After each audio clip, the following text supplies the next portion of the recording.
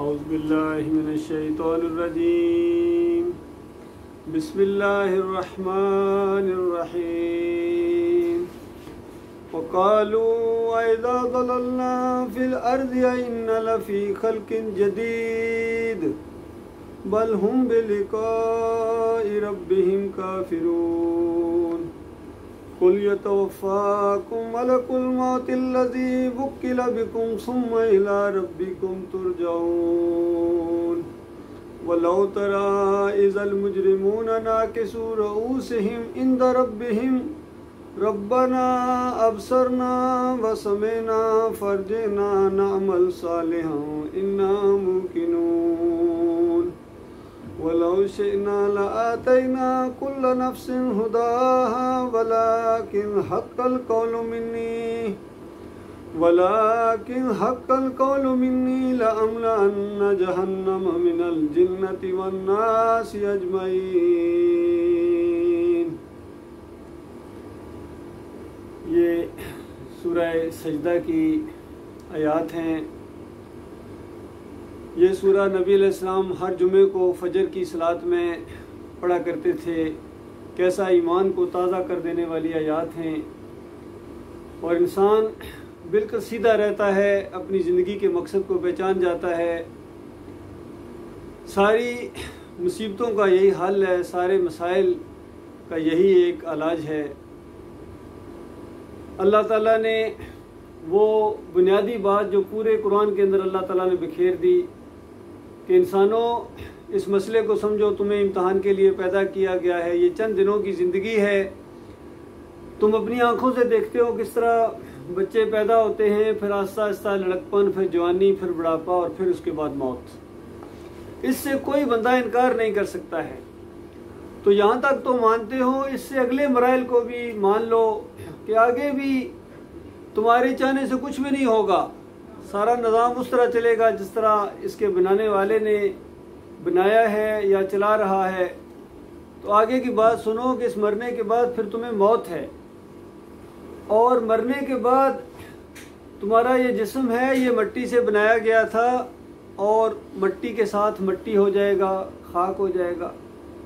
پھر ایک وقت آئے گا قیامت کا، وہ جو مرحلہ ہے وہ برپا ہوگا، اور تمہیں دوبارہ زندہ کیا جائے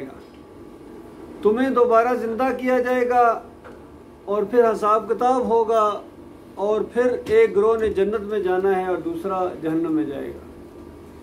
تو یہ جو آخرت کا فیصلہ ہے، جنت اور جہنم کا فیصلہ ہے، یہ تمہارے اس دنیا کی زندگی میں جو تم نے طرز عمل اختیار کیا ہے، اس کے اوپر اس کی بنیاد ہوگی۔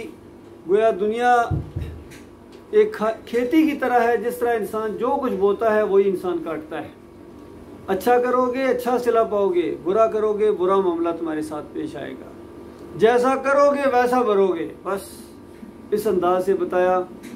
اس بات کو اعتراض کے معنوں میں وہ مخالفین لیتے تھے، اور وہ اعتراض کر رہے تھے، کہنے لگے انکاری کہ یہ کیسی بات ہے، اِذَا ضَلَلْنَا فِي الْأَرْضِ، کیا ہم جب مر کے مٹی ہو جائیں گے، خاک ہو جائیں گے، مٹی کے ساتھ مٹی بن جائیں گے، آئنہ لفی خلق جدید، کیا پھر ہم دوبارہ نئے سرے سے پیدا کیے جائیں گے، دوبارہ ہمیں زندگی ملے گی؟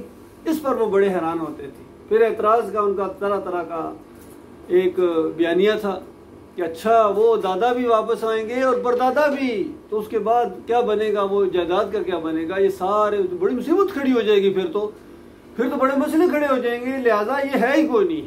اس پر اعتراض کرتے تھے۔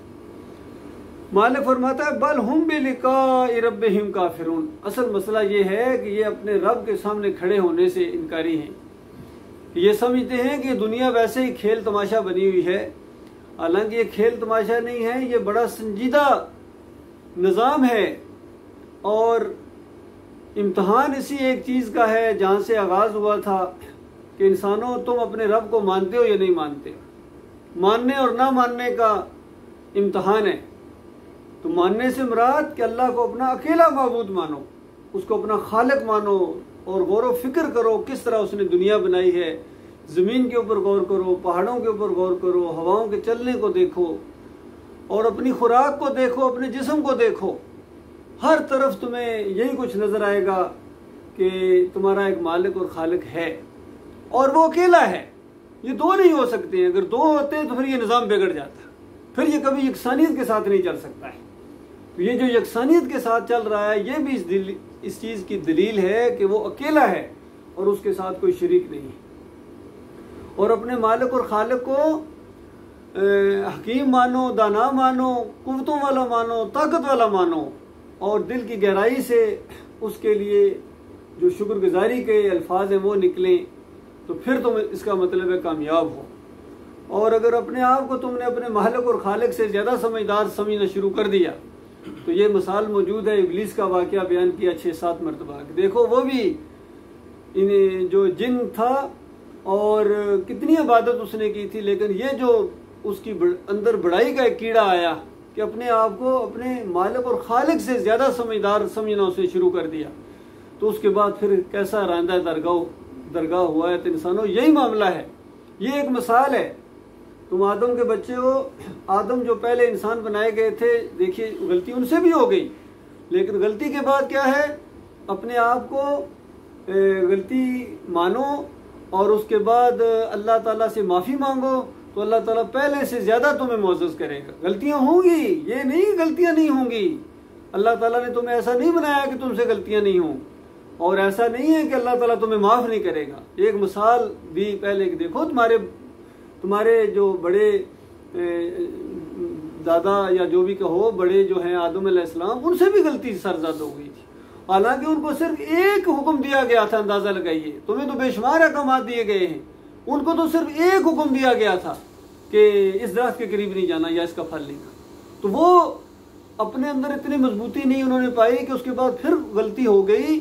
تو غلطی جب ان کو احساس دلایا گیا کہ منع نہیں کیا تھا اس درخت کے قریب نہیں جانا, تو فوراً میاں بیوی دونوں نے اپنی غلطی کا اعتراف کیا اور کہا کہ ربنا ظلمنا انفسنا, اے ہمارے رب ہم نے ظلم کیا اپنی جان کے اوپر, اور اگر تو نے معاف نہ کیا تو بس گیا مسئلہ ہمارا ختم ہو گیا, بربادی ہماری یقینی ہے. تو مالک فرماتا ہم نے ان کو معاف کیا ہے اس لیے تمہیں بھی معاف کریں گے.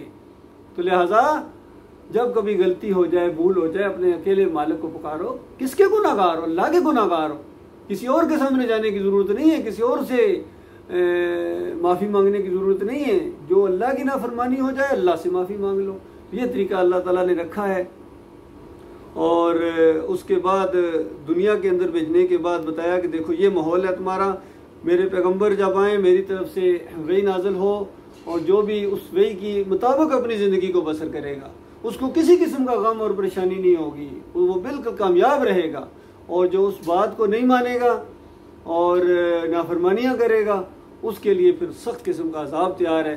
تو یہ معاملہ ہے. دیکھو دنیا میں بھی ایسا ہوتا ہے, ہم تجربات سے بھی گزرتے ہیں. کوئی بادشاہ ہے تو بتاؤ بادشاہ کیا کرتا ہے, آپ کو نہیں معلوم کہ جو اپنے فرما بردار ہوتے ہیں فرما بردار اور عزت کرنے والے جو ہوتے ہیں کیا ان کو سزائیں دیتا ہے, اور جو باغی قسم کے لوگ ہوتے ہیں نافرمان قسم کے لوگ ہوتے ہیں تو کیا ان کو انعام دیتا ہے؟ آپ کو نہیں پتا یہ کیا ہوتا ہے. یہ دنیا میں اس طرح ہوتا ہے. تو وہ تو پوری کائنات کا مالک ہے, وہ اپنے فرما برداروں کو نوازے گا اور اپنے نافرمانوں سے انتقام لے گا. یہ پورا منصوبہ ہے. اور مرنے کے بعد تم جب قیامت آئے گی پھر تمہیں دوبارہ زندہ کیا جائے گا, اور اس کے بعد پھر پیشی ہوگی, حساب کتاب ہوگا. اور اس میں بھی بتا دیا کہ دیکھنا اس پیشی کے اندر تمہارے نامہ اعمال کے اندر ایک جرم ایسا ہے جس کو شرک کہتے ہیں. یہ نہ کرنا, اللہ کی غیرت کو نہ للکارنا, اللہ کے علاوہ کوئی اور معبود نہ بنا لینا. بس باقی تمہارے جتنے گناہ ہیں ہم جاننے والے ہیں. اس کے بعد حکیمانہ فیصلہ کیا جائے گا کہ سزا دینی ہے کس کو کتنی دینی ہے, کتنے عرصے تک دینی ہے, کس کو بغیر سزا کے معاف کرنا ہے, کس کو سزا دے کے معاف کرنا ہے, سزا دینی ہے تو کتنی دینی ہے. بہرحال کسی کے ساتھ ذرہ برابر بال برابر ظلم نہیں کیا جائے گا, زیادتی نہیں کی جائے گی. اور معافی کے ایسے ایسے انداز ہیں اللہ تعالیٰ کے کہ بے شمار لوگوں کو معاف کرے گا اللہ تعالیٰ, کیونکہ وہ معاف کرنے والا ہے, بہت زیادہ درگزر کرنے والا ہے, حوصلے والا مالک ہے, پیار کرنے والا ہے, اور اپنے بندوں کے اوپر رحم کرنے والا ہے. تو اس کو کیا پڑی ہے کہ وہ تمہیں سزا دے اگر تم بڑے بڑے گناہوں سے بچتے رہو, اور چھوٹے گناہوں کو تو ویسے بھی وہ معاف کر دیتا ہے. اور معافی مانگ لی جائے پھر تو کہنا ہی کیا, بلکہ یہاں تک مالک نے بیان کیا کہ اگر سچے دل سے توبہ کی جائے, سرنڈر کر دیا جائے اپنے آپ کو, تو مالک تمہارے گناہوں کو نیکیوں میں بدلی کر دیتا ہے. اندازہ لگائیے. اور یہ حیرانگی کی بات ہو سکتی ہے کہ یہ کیسا، چلو گناہ معاف کر دینا تو سمجھ میں آیا، گناہ نیکیوں بن گئی، یہ کوئی بات. ساتھ ہی اللہ تعالیٰ وقال اللہ غفور الرحیم، وہ اللہ تعالیٰ معاف کرنے والا اور بہت بڑا رحم کرنے والا ہے، پسند کرتا ہے اپنے ایسے بندوں کو جو اس کی طرف رجوع کریں. تو اس طریقے سے اللہ تعالیٰ نے کھول کھول کر ان مسائل کو بیان کیا اور بتایا کہ یہ جو انکاری ہیں اصل میں اپنے رب کے سامنے کھڑے ہونے سے ان کو ہوش نہیں ہے، اسی اللہ کے سامنے جو ہے وہ پیش ہونا ہے. اور پھر کہا گیا کہ تم کہہ رہے ہو کہ بس مر کے مٹی ہو جائیں گے، خاک ہو جائیں گے، بات ختم ہو گئی. فرمایا ختم کہاں ہوئی، کل ان کو کہو یتوفاکم ملک الموت الذی وکل بکم ثم الی ربکم ترجعون. تم تو کہتے ہو ختم ہو گئے، ختم معاملہ نہیں ہے، بلکہ اصل مسئلہ شروع ہو جاتا ہے تمہاری موت کے ساتھ ہی. گویا کہ مرنے کے وقت وہ جو فرشتے آتے ہیں تمہاری روح قبض کر کے لے جاتے ہیں، وہ پورا کا پورا تمہیں اپنے کنٹرول میں رکھتے ہیں، اور پھر وہاں جا کے پیشی کا معاملہ ہوتا ہے اور اپنے رب کے سامنے تم پیش ہوتے ہو.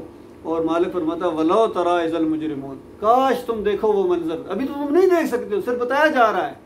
کاش وہ منظر تم دیکھو جب یہ مجرم ناکسوا رؤوسہم عند ربہم، اپنا سر لٹکائے ہوئے شرمندگی کے ساتھ رب کے سامنے جب پیش کیے جائیں گے، اس وقت کاش تم ان کی وہ کیفیت دیکھ سکو. اور کیا کہتے ہیں، ربنا، اے ہمارے رب، ابصرنا وسمعنا فرجعنا نعمل صالحا انا موقنون. مالک ایک مرتبہ ہمیں واپس دنیا میں بھیج دے، پوری طرح سب کچھ نظر آ گیا ہے، سب کچھ دیکھ لیا ہے، سارا منصوبہ سمجھ میں آ گیا ہے، اب ہم ایک مرتبہ دنیا میں بھیج دے. اب وہ کام کریں گے کہ جو پہلے یعنی نہیں کرتے، اس کا الٹ کریں گے. پہلے اگر تیرے ساتھ شریک ٹھہرائیں تو اب نہیں ٹھہرائیں گے، پہلے اگر فرقے بنائیں تو اب نہیں بنائیں گے، پہلے اگر گناہگار فاسق اور فاجر رہیں تو اب نہیں کریں گے، اب صالح عمل کریں گے. اب پتہ چل گیا ہے کہ اعمال کیا چیز ہوتی ہے اور اللہ کی فرما برداری اور نافرمانی کیا چیز ہوتی ہے. ساری باتیں سمجھ میں آ گئیں. اندازہ لگائیے فرشتوں کی ایک جھلک دیکھنے کے بعد سب کچھ غیب جب شہود بندہ سب کچھ سمجھ آ رہا ہے. لیکن اب چونکہ امتحان بالغیب کا ہے، اب سمجھانے والے سمجھاتے ہیں، اور اللہ تعالیٰ نے آپ کو انسانوں ہی کے ذریعے سمجھانا. یاد رکھیے اللہ تعالیٰ خود نہیں آ گیا آپ کے ساتھ گفتگو کرے گا، انسانوں ہی کے ذریعے معاملات ہوئے ہیں. انبیاء بھی انسان ہی تھے، انبیاء کے ذریعے یا غیر انبیاء کے ذریعے جو بھی اللہ تعالیٰ نے یہ معاملہ کیا ہے، تو یہ اس کے بعد جو ٹھیک ہو جائے گا وہ بچ جائے گا، لیکن جو نہیں مانے گا اس کی کیفیت بیان کی گئی، اس کے ساتھ یہ معاملہ ہونے والا ہے. اس وقت رب یاد آ جائے گا. مالک فرماتا ہے وَلَوْ شِئْنَا لَآتَيْنَا كُلَّ نَفْسٍ هُدَاهَا وَلَكِنْ حَقَّ الْقَوْلُ مِنِّي. اب جو چیخ رہے ہو تو اگر اللہ تعالیٰ یہ چاہتا کہ دیکھنے کے بعد اس انداز سے، تو اللہ تعالیٰ سب انسانوں کو ایک ہی جیسا پیدا کر دیتا. یہ امتحان پھر کس لیے لیا گیا ہے؟ امتحان تو ہے ایمان بالغیب کا، کہ اللہ تعالیٰ کے اوپر ایمان لاؤ بالغیب. جو دلائل تمہیں دیے جا رہے ہیں اس کے ذریعے، اور ساری چیزیں سمجھانے والے سمجھا بھی دیے، عمل کر کے بھی دکھا رہے، پھر بھی تمہیں نہیں سمجھ آ رہی ہے. اس کے بعد اگر ہم اس طرح چاہتے ہیں کہ سارے کے سارے ایک جیسے ہوتے ہیں تو پھر تو کوئی معاملہ تھا ہی نہیں تمہیں اتنی آزمائش میں ڈالنے کا. لیکن میری وہ بات پوری ہو گئی، وہ حق بات ثابت ہو گئی. میں نے اس وقت کہہ دیا تھا، اشارہ وہ پچھلی بات کی طرف جب ابلیس نے کہا تھا اکثریت تیرے نافرمان ہوں گے، میں دائیں سے بائیں سے آگے سے پیچھے سے ہر طریقے سے ان کو گھیروں گا، اکثریت کو ناشکرہ پائے گا. اس وقت اللہ تعالیٰ نے کہا تھا کہ ایک بات یہاں سے سن کے جا، کہ ان آدم کے بچوں میں سے جو تیری بات مانے گا میں جہنم کو بھر دوں گا. یعنی مجھے تعداد نہیں دیکھنی ہے.